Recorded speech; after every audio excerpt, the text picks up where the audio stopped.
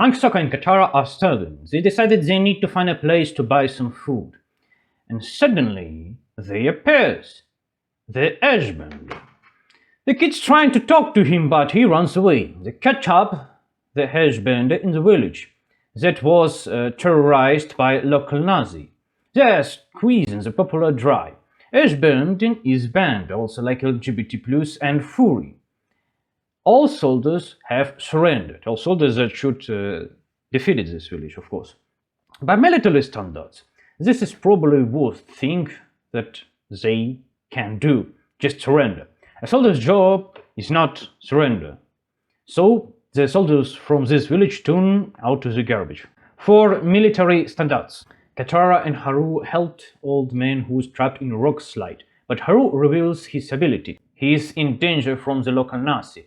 Turn out the old man snitched on Haru and he was taken to prison. What does this scene teach us?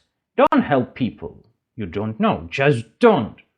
In today's world, if you try to help, this person can blame you that you're trying to harm him. Help only those you trust. The number thing you can do in this life is just try to serve people in general, not a specific community of decent people, just people. In this case, the prison was a real risk. The smart thing was not to help at all. Katara finds out Haru was arrested and immediately comes up with a plan to rescue him. Well, you can tell who's in the charge in this group, who is the daddy, who is the chief or Führer or whatever. Not Aang, not Sokka, but Katara. She's like the group mommy, but helping everyone, you see? That's a bad idea. It's one thing, one situation if Aang knows he needs to train and become stronger for the final battle. So Aang helping people to make up his level. It's another thing to help everyone just because Katara feels it's right. But there is nothing right in war. War is chaos. Both sides are humans.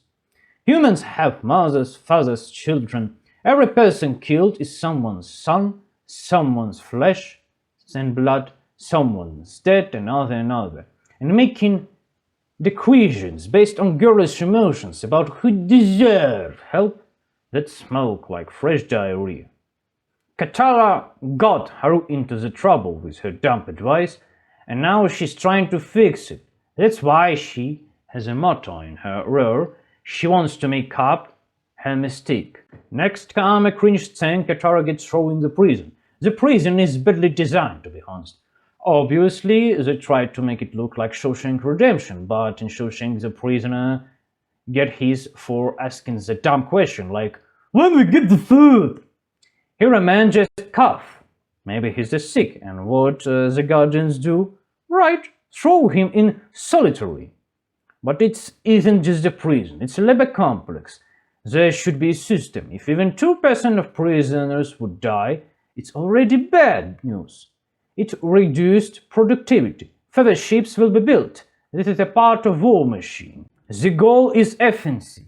If these guys are such evil occupiers who exploit people, they would have shot the dumb guard first for destroying labor resources. Because this is about money. And where is money? There's no place for idiocy, you know? The prisoners don't get warm blankets. That's nonsensely. Again, in a real prison like that, it wouldn't happen. If it's a labor camp, the prisoners are workforce. The workforce must be fat and healthy. If someone gets sick, it's an epidemic risk. He must be isolated. That's financial security issue. Because in this case, the prisoners mean money. So I don't buy it. Katara starts a communism rebellion. She calls on the people to rise up against the firebenders, saying, "We have spirit, we are fighters, let's build communism. Raise, people, raise." Well, it came off as silly. Everyone laughed and went back to their beds, because if they had fighting spirit, they wouldn't be in prison. They either would we won the battle or died trying. Another thing with a dumb military officer. Soldiers report that they saw a flying bison, It's a strange information, not yet confirmed. At that point, no one knew that Avatar was back. How does the prison warden react? Of course, correctly. Throw his own soldier off the platform at the sea over some idiotic shit. And it was a Stearman's actually. Insane shit. You watch something like that and think, sure, the show has a good moments, but here is just a hit fucking garbage scene. Smells like fresh diarrhea. Aang, Sokka and Katara come up with a plan to get a call to help the Airbender fight. Not right away, but eventually the benders rise up once they have weapons. Well, when the avatars themselves come to help, suppose people will try, why not? And only then, with the avatars' help, do they raise up. On their own, they wouldn't have managed, so they lost because of their own weakness. The avatar in this case is a miracle that might not have happened.